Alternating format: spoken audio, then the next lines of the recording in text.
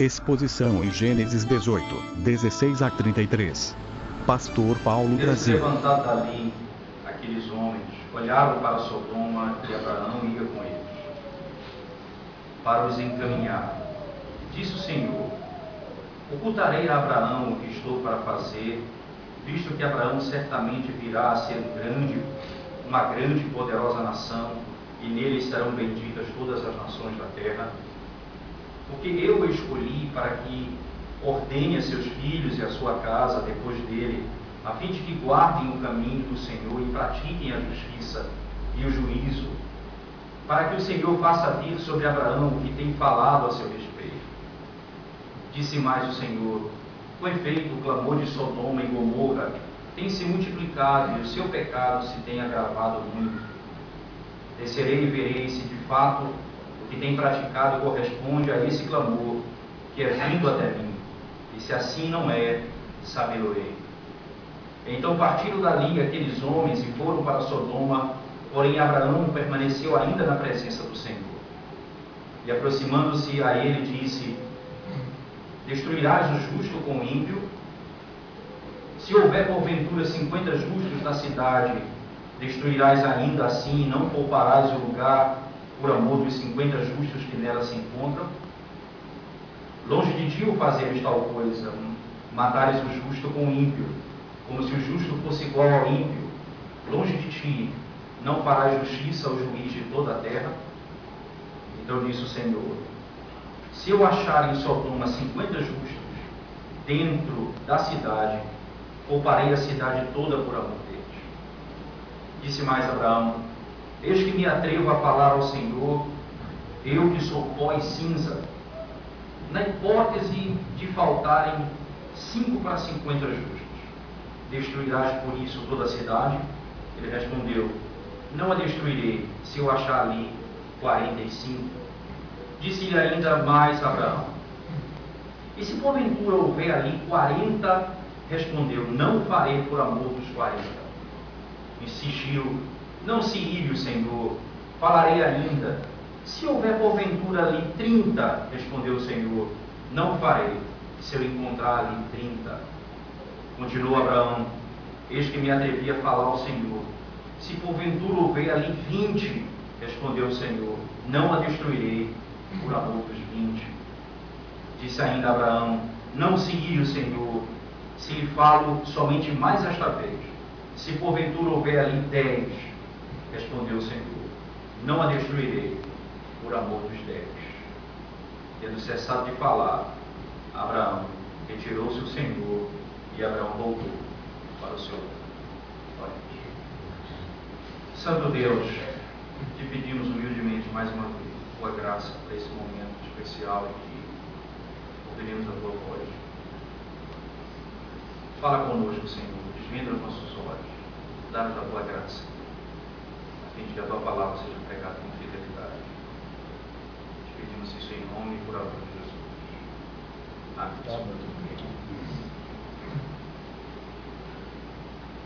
Quem é Deus?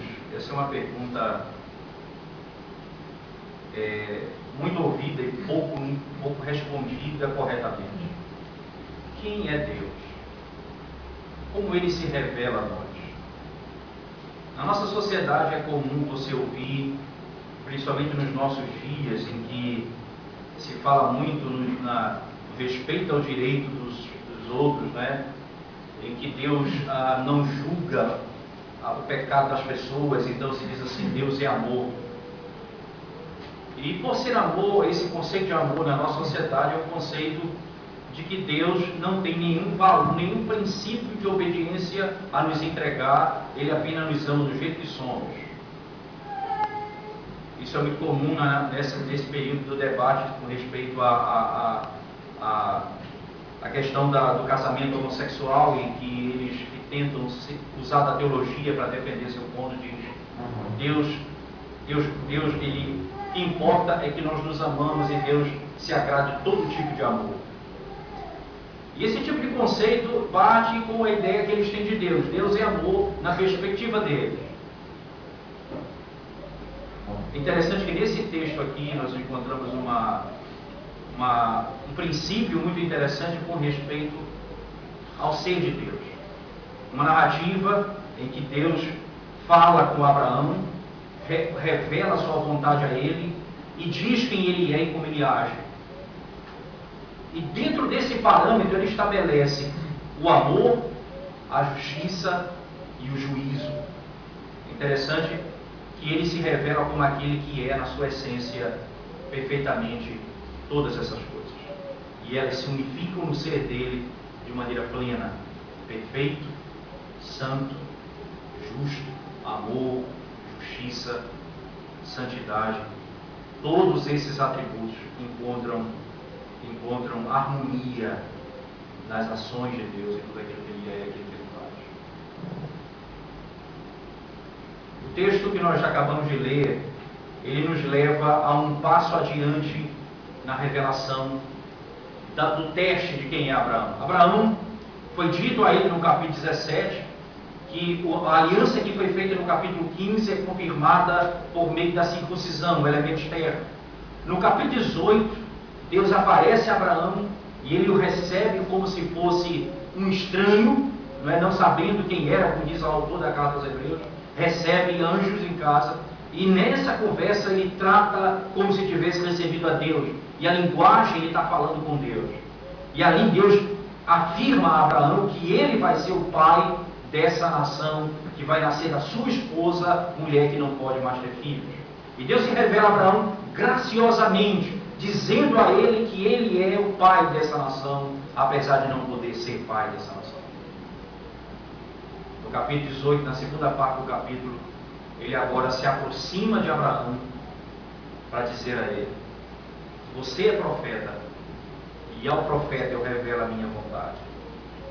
Essa informação já havia sido dada anteriormente quando Faraó se deita, ou melhor, Abraão mente, tenta colocar a sua esposa por irmã, e antes que ele se deitasse com sua esposa, Deus aparece a ele, fala com ele, e acontece que todas as mulheres daquela região ficam estéreis, e ele pede, ore, peça a Abraão que interceda por vocês, que fale por vocês, porque ele é profeta.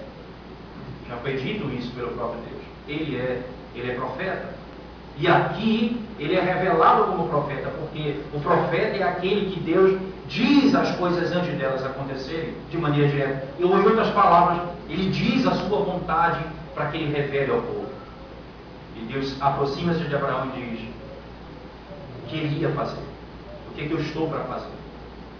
Como não anunciarei a Abraão aquilo que estou para fazer, se ele vai ser o pai de grande nação, que vai fazer a minha vontade. E é importante nesse momento, porque aqui nós temos nesse momento da história, nós temos uma informação que vai nos ajudar a entender todo esse capítulo. Para que Abraão foi chamado?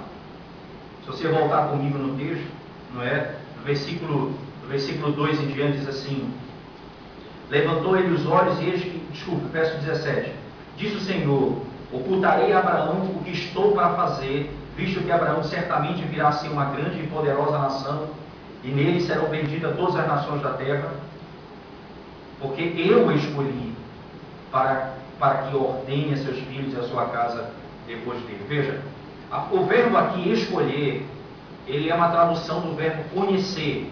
A melhor tradução seria: porque eu conheci, eu o tenho conhecido. Exatamente essa é o verbo usado aqui no texto. Mas a palavra conhecer, na língua hebraica, ela assumiu o sentido de escolha. É tão interessante isso porque, por exemplo, lá no texto de Jeremias, no capítulo 1, verso 5, quando diz lá: no ventre materno, dentro do ventre, eu te conheci. Algumas traduções colocam: eu te escolhi. Lá no texto de Amós, no capítulo 3, verso 1 e 2, ele diz assim: dentre todas as famílias da terra, somente a vós outros vos conheci. Mas está lá em português: vos escolhi. Porque conhecer e escolher são sinônimos nesse caso. E isso é tão claro que essa escolha, esse conhecimento é eleição, que não é apenas o saber das coisas. Deus está dizendo, eu sei das coisas, eu sei quem é você. Esse conhecer aí, ele tem um sentido mais pleno. Por exemplo, lá no livro do Salmo, no capítulo 1, verso 6, diz: mas o caminho dos justos, Deus conhece o caminho dos justos, mas o caminho dos ímpios perecerá. Veja que conhecer ali é antônimo de perecer. Os justos vão viver, enquanto que os ímpios vão perecer. E usa-se para descrever isso o verbo conhecer. O Senhor conhece o caminho dos justos. E por último, lá no livro do Evangelho de Mateus, no capítulo 7, quando no dia do juízo, Jesus descreve isso de maneira clara, ele diz que naquele dia aproximarão muitos de mim e dirão: Senhor, em teu nome nós fizemos milagre, em teu nome nós expulsamos demônios, em teu nome nós fizemos isso e isso. Ele disse: apartai-vos de mim, vós que praticais a iniquidade, nunca vos conheci. Ali não está sendo dito: eu não sei quem são vocês. Não é isso, não é, eu não estou sabendo, eu não entendo. Não, vocês não são meus. Eu não escolhi vocês. Dessa forma, no texto aqui, ele diz: porque certamente, verso 19, porque eu o escolhi, porque literalmente em hebraico está, porque eu o conheci. Conhecer e escolher aqui são sinônimos. Porque eu o escolhi para que ordene a seus filhos. E veja que há uma função importante no chamado de Abraão.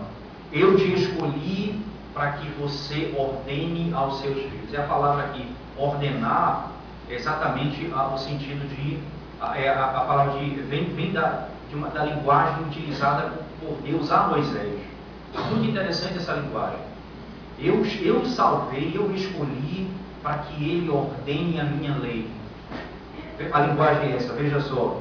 Eu escolhi para que ordene a seus filhos e a sua casa depois dele, a fim de que guardem o caminho do Senhor. Ora, o que é guardar o caminho do Senhor? O que é guardar o caminho do Senhor? A forma de Deus agir.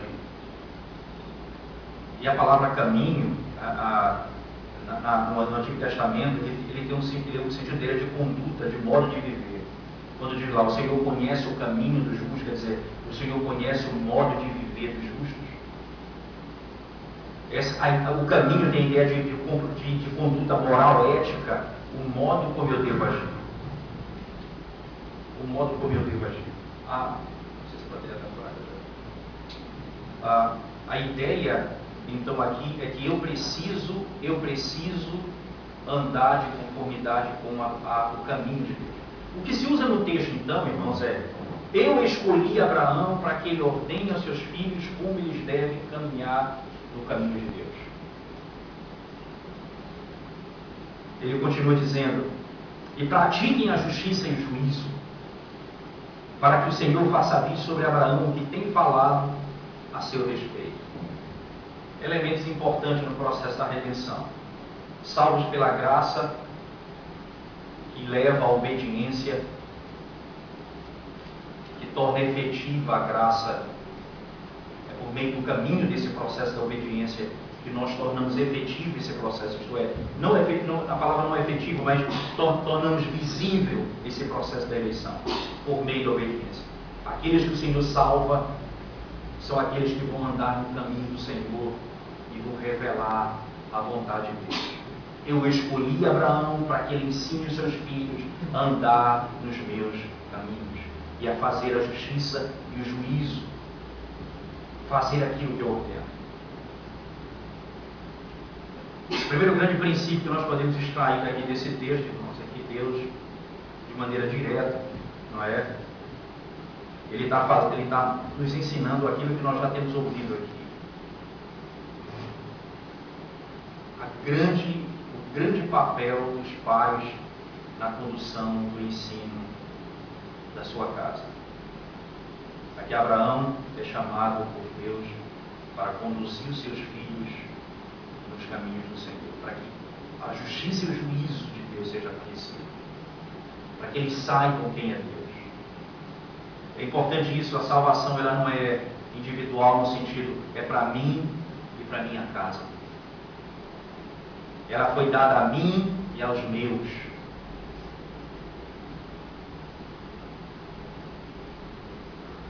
Mas aqui vem, por que Deus fala tudo isso no contexto da destruição de Sodoma e Gomorra? Por que Deus está dizendo isso no contexto de Sodoma e Gomorra? Por que Ele está dizendo a Abraão, eu te escolhi para que você fosse aquele que vai conduzir meu povo no caminho, no meu caminho, revelar minha justiça, o meu juízo a eles, você vai ensiná-los. Por que Ele diz isso no contexto da destruição de Sodoma e Gomorra? Para que os filhos aprendessem na prática também. Duas coisas. Se nós andarmos nesse caminho, nós não terminaremos como Sodoma e Gomorra. Mas se nós nos apartarmos desse caminho, nós terminaremos como Sodoma e Gomorra. Se nós não nos desviarmos desse ensinamento, nós terminaremos no paraíso. Se nós nos desviarmos desse caminho, nós habitaremos em Sodoma e Gomorra. E receberemos o juízo que eles receberam.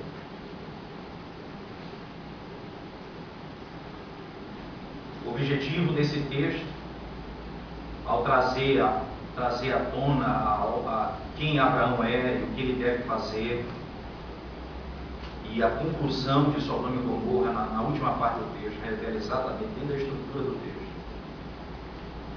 Esse ensinamento te livrará desse caminho.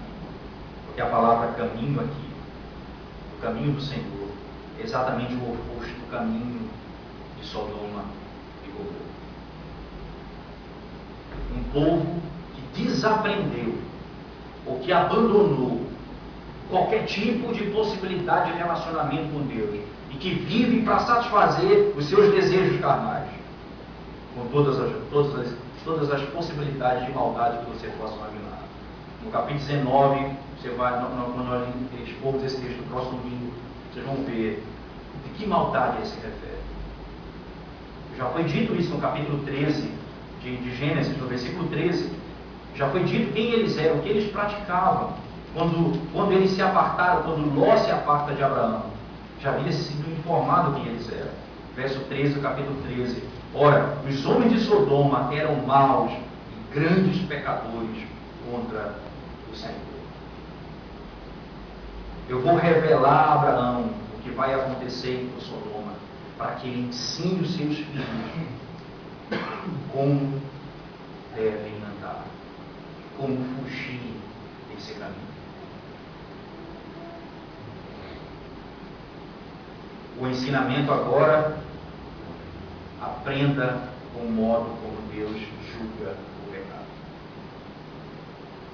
E ele então passa a descrever como Deus julga o pecado.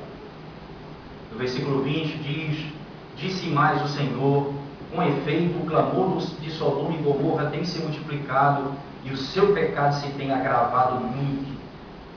Descerei e verei se de fato o que tem praticado corresponde a esse clamor que é vindo até mim, e se assim não é, saber-o-ei.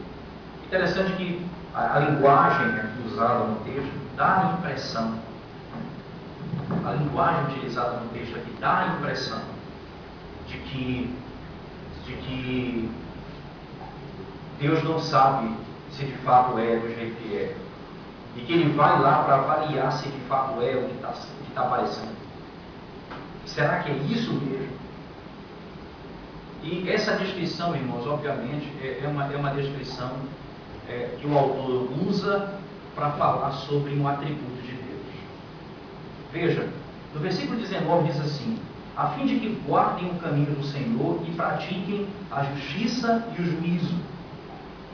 Ora, no verso 23, no versículo 20 e 25 ele diz assim: longe de ti o fazeres tal coisa, matares o justo com o ímpio, como se o justo fosse igual ao ímpio. Longe de ti, não farás justiça ao juiz de toda a terra. O atributo de Deus aqui explorado no texto do capítulo 18 é: Deus é juiz, Deus é justo. Veja que no 18, na parte do verso 19, ele diz, para que eles aprendam a justiça e o juízo. No capítulo 20, no verso 22 em diante, ele diz, para que vocês saibam que Deus é juiz e justo. O juiz não fará justiça. O que é que se espera de um juiz que faça justiça? E o juiz de toda a terra não fará justiça? Como ele poderá condenar o justo com o ímpio?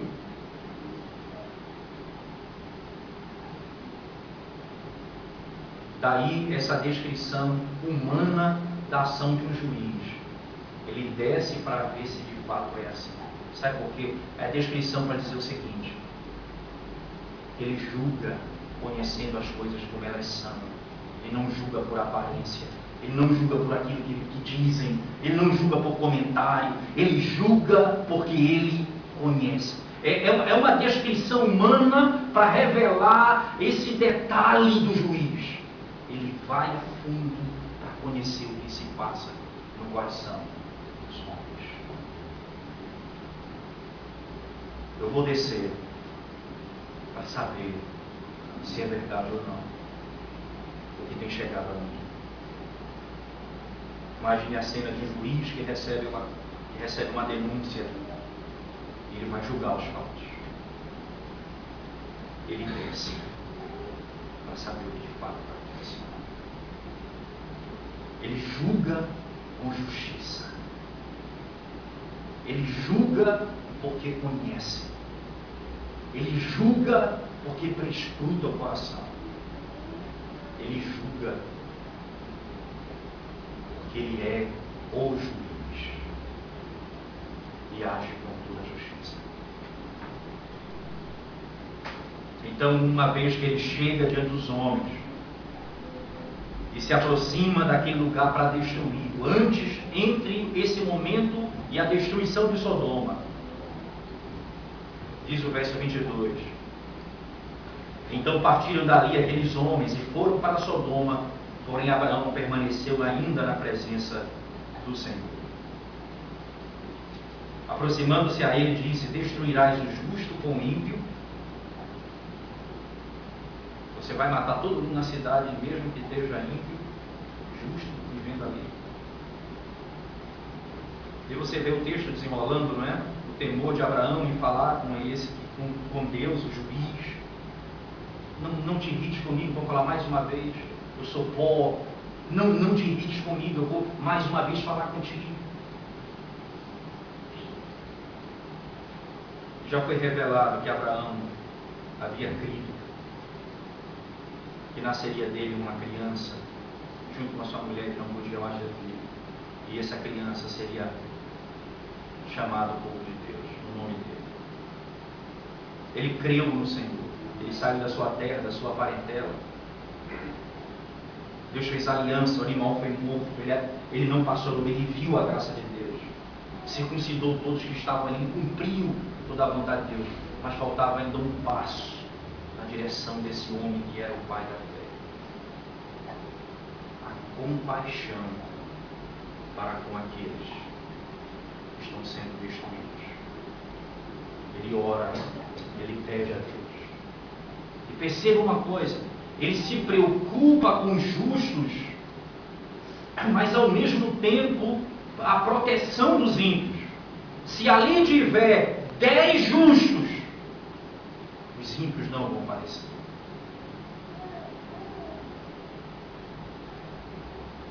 Primeiro, ele queria saber: Senhor, o Senhor vai agir com a justiça que lhe é peculiar. E isso o Senhor vai demonstrar respondendo a seguinte pergunta: se tiver 10 justos, o Senhor vai salvar aquela cidade por amor desses justos? Eu vou poupar a cidade. Você sabe o fim da história? Deus não destruiu o justo Ló, ele destruiu a cidade. Deus poupou o justo em detrimento dos ímpios. Foram todos consumidos ali. Mas um elemento é importante: Abraão revela compaixão. por aqueles que iriam ser destruídos. Essa deve ser a nossa linguagem. Orar por aqueles que são chamados de Deus. Interceder por eles. Pedir por eles. Nós não devemos usar essa distinção para nos colocarmos como aqueles que os ímpios que vivam a vida deles e nós não nos importamos com eles. Abraão revelou mais um passo em ser chamado um homem da fé, o pai da fé. Compaixão por aqueles que estavam sendo feitos, iriam ser destruídos. Mas o segundo elemento importante nessa revelação é aquilo que o Senhor Jesus Cristo vai dizer lá no Evangelho de Mateus: vós sois o sal da terra. Você sabe por que esse mundo ainda não foi totalmente destruído? Porque os justos do Senhor ainda estão aqui. Porque o povo de Deus ainda está aqui. Nós somos o sal da terra. Se tiver 10 justos numa cidade como Sodoma e Gomorra, Deus poupa aquela cidade por amor aos justos.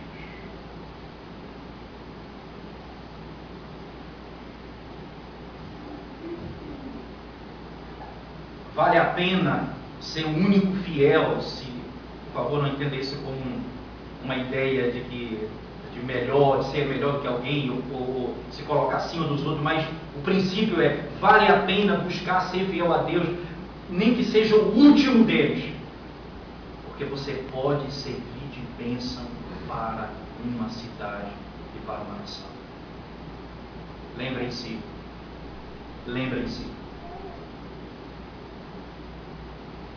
no seu trabalho você pode ser o único justo. Na sua casa você pode ser o único justo. Na sua cidade você pode ser o único justo. E o Senhor abençoa a sua casa. Eu não destruo aquela cidade, porque tem povo meu ali. E quando Ele destrói, Ele protege os seus. Ele fez assim com Noé. Constrói uma arca e entra, o mundo todo foi destruído. A sua casa preservada. Foi assim com Ló e a sua família.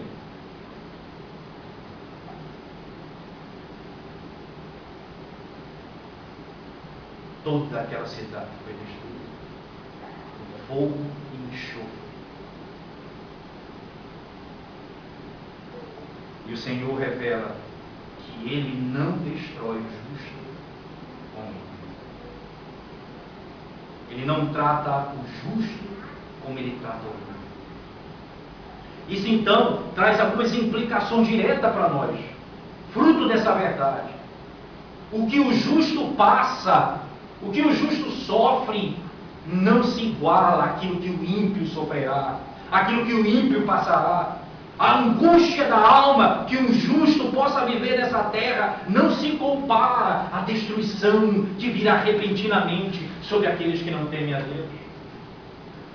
É isso que Pedro fala. O sofrimento começa pela casa de Deus. Mas nós somos disciplinados aqui para não sermos julgados como ímpios no final da história. Nós somos tratados aqui para que não sejamos tratados no final da história, quando não haverá mais esperança, quando não haverá mais o que fazer. O sofrimento do ímpio não tem a mesma natureza do sofrimento justo, porque o meu sofrimento é passageiro, o do ímpio é eterno.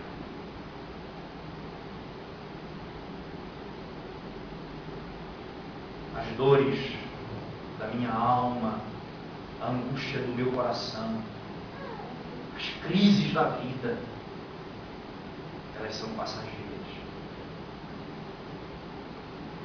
Porque aqueles que são justos, porque foram feitos e declarados justos por Deus. Isso é importante, esse elemento, porque nesse momento da revelação, Cristo se apresenta de modo vivo nesse texto.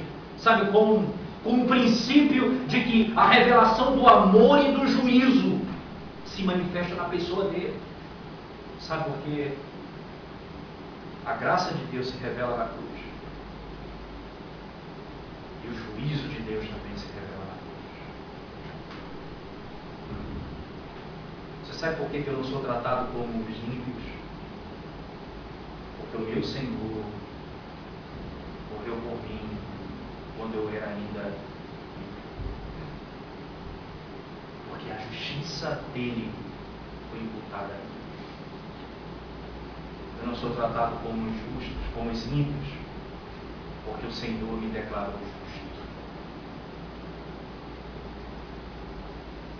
Mas não só me declarou justo, me entregou o seu caminho para andar, me ensinou os seus caminhos para percorrer, me mostrou a sua vontade, me revelou os seus desígnios, me disse onde eu tenho que ir, como eu tenho que viver, o que eu tenho que fazer. Ele me deu o caminho para seguir.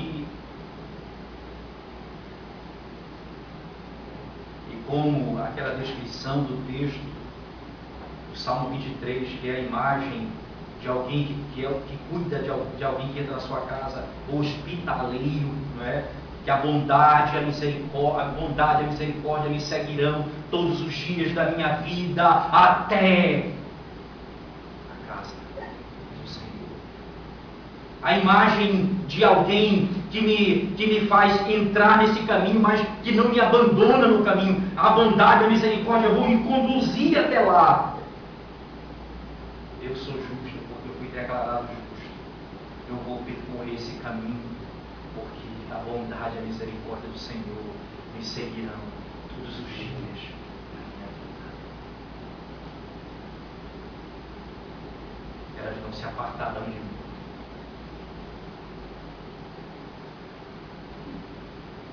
Jesus Cristo na cruz do Calvário revela o seu grande amor e ao mesmo tempo quanto Deus odeia o pecado.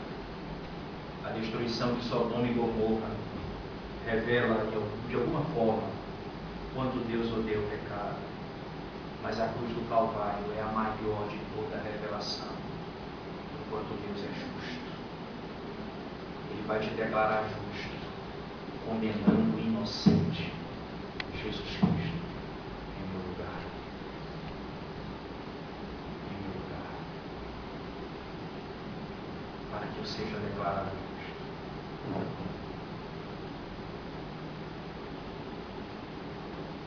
E viver como justo. E não ser tratado como um ímpio nesse mundo.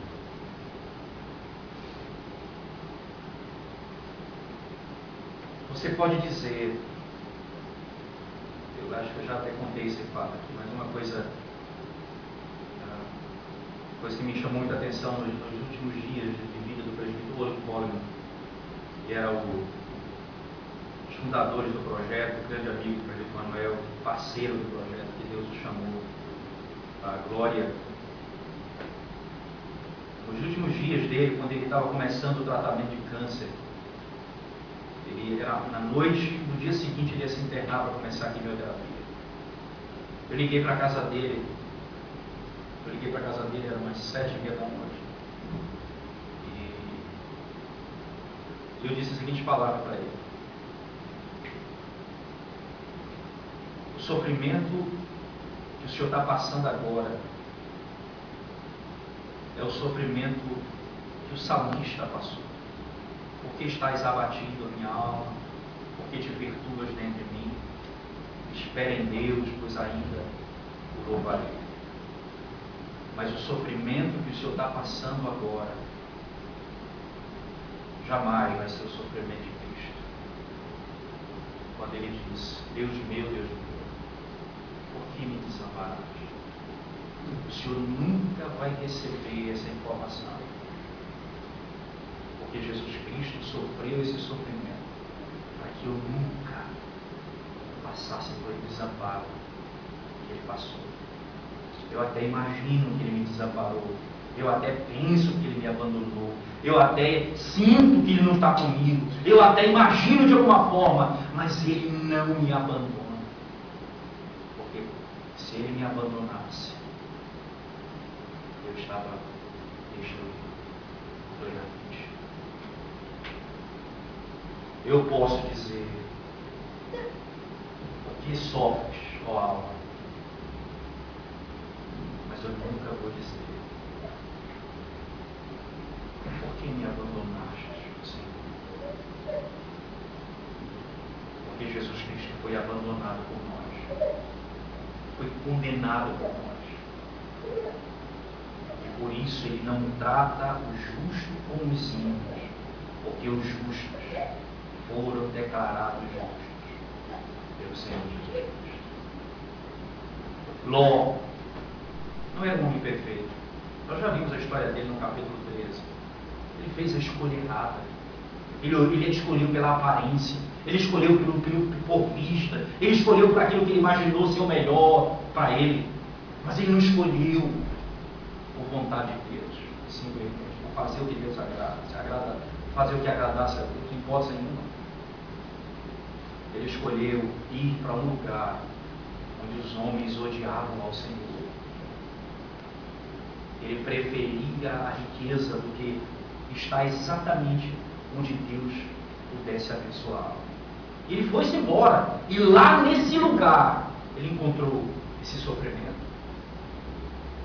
Ele não era um homem perfeito, mas a Bíblia diz: o justo Ló. Que coisa impressionante. O justo Ló, um homem justo. Não porque ele nunca tinha feito, nunca pecou na vida, hipótese nenhuma. Mas assim como Abraão, eu e você, ele recebeu a justiça de Cristo. E nós vimos o que aconteceu na história da sua família. A sua mulher lá na frente peca, não acreditando. As suas filhas, por causa do espírito daquela região de prostituição, eles envolvem o seu pai para gerar filhos com ele. A tragédia é tão grande que se abate naquela história de família. Mas o Senhor não o tratou como discípulos. Restaurou a sua vida.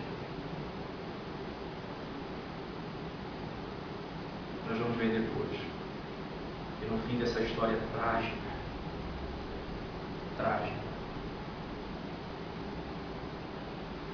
nasce Moabe, pai dos Moabitas, de onde vem Ruth, de que vai proceder Davi, de onde vem o Redentor de toda a terra. Uma história trágica. Revela que o Redentor veio salvar aqueles de história trágica, redimi-los e fazê-los e declarados justos, restaurando a sua sorte. Diante dessas verdades aqui, irmãos, eu gostaria de fazer primeiramente algumas aplicações diretas para a nossa própria vida. Primeira grande aplicação para a nossa vida: ensina o teu filho no caminho em que deve andar, ainda quando for velho, não se desviar. Nós temos estudado Provérbios na terça-feira, nós aprendemos que isso não é uma promessa, certo? Mas isso é a constatação da realidade. É assim que acontece na maioria das vezes. E segundo, o texto não diz que ensina o caminho do teu filho, não diz lá, ensina o teu filho no caminho do Senhor, não diz isso no texto. Ele coloca o aspecto neutro da informação. Ensina o teu filho no caminho que deve andar, e ainda quando for velho, não se desviará dele. Ao princípio, se você educar o seu filho para viver como os sodomitas, Se você educar seu filho longe do Senhor, se você não ensinar a palavra a ele, se você não instruí-los, se você não conduzi-los à verdade, se você não orar por ele, não orar com ele, eles vão seguir caminhos distintos, ou melhor, os seus caminhos.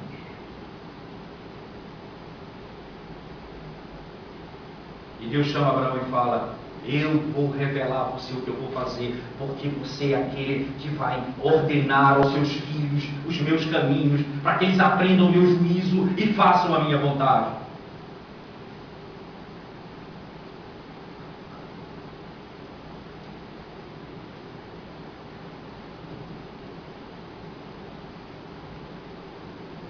Os da aliança precisam zelar pelos seus filhos, por sua casa, instruí-los no Senhor, para que eles não, irmãos, não cheguem onde chegou Sodoma e Gomorra, mas ao mesmo tempo, porque quando eles são instruídos, eles aprendem sobre Sodoma e Gomorra. E veja que a preocupação do texto aqui é para que eles saibam o que vai acontecer. Quando eles escutem o que aconteceu com Sodoma e Gomorra, eles temam ao meu nome, eles saibam que eu sou justo, que eu julgo o pecado, que eu não trato o pecado como algo de menor importância, que eu sou Deus, que abomino a iniquidade.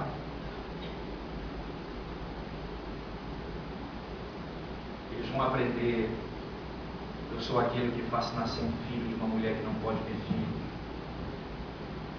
Eu sou aquele que chamo dentro dos adoradores de falsos deuses aquele que vai ser o pai da fé. Eu sou aquele que faço nascer, que faço vir da morte aquele que passou 3 dias no sepulcro. Para que vocês aprendam que eu tenho todo o poder. Para que vocês aprendam também que eu sou justo e odeio o pecado. Para que vocês saibam que eu sou amor, mas que eu sou justiça e juízo. Que eu abomino a iniquidade. Abomino de tal forma que o meu filho disse, a palavra de Deus claramente diz isso, Filho do Deus Altíssimo, morreu na cruz do Calvário por causa do nosso pecado.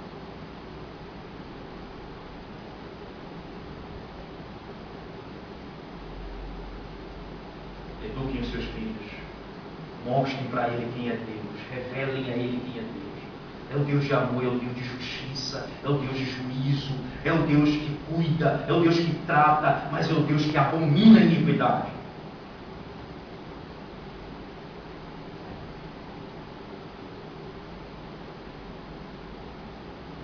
Ainda uma segunda aplicação. Nós aprendemos do modo como Deus julga as coisas. Pelo menos agir como Deus na hora de julgar as coisas. Não julguem por aparência. Não julguem por aquilo que você imagina que é. Cuidado para emitir uma sentença sem conhecer os fatos. Cuidado. Porque nós não estamos agindo como Deus. O autor usa a linguagem desce à terra para ver o que está acontecendo, para emitir um julgamento seguido. E ainda nesse mesmo princípio, ai dos juízes da nossa geração, dos homens que julgam nessa terra, que se vendem por um punhado de dinheiro, que destroem o pobre em detrimento do rico, porque recebe benefício em ordem de estabelecer um julgamento falso, condenar aquele que é inocente. Ai daqueles que praticam o juízo com impiedade. Ai daqueles que julgam como iníquos. Ai dos homens que não falam a verdade.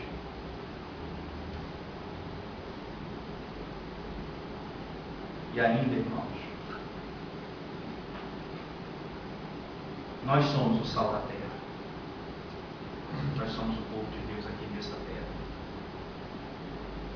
nós temos que viver dessa forma. Esse mundo ainda não foi destruído, porque existem pelo menos 10 fiéis nessa terra. Pelo menos 10 fiéis nessa terra.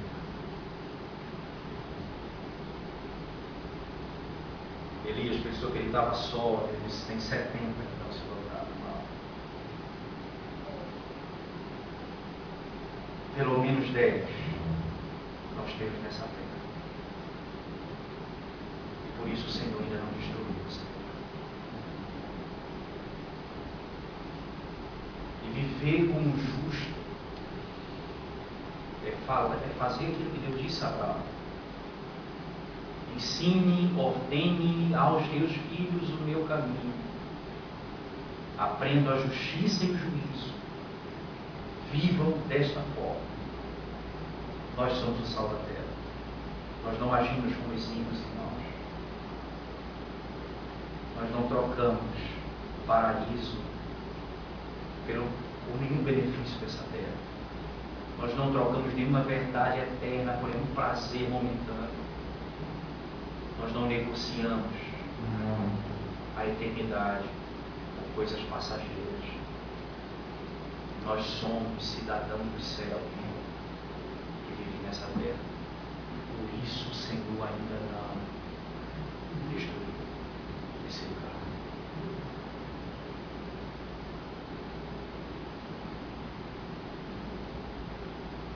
Por isso ainda não destruiu esse lugar. E por último, deixa-me dirigir a você que talvez ainda não tenha esse conhecimento de Cristo pessoal. Como eu posso me tornar um justo?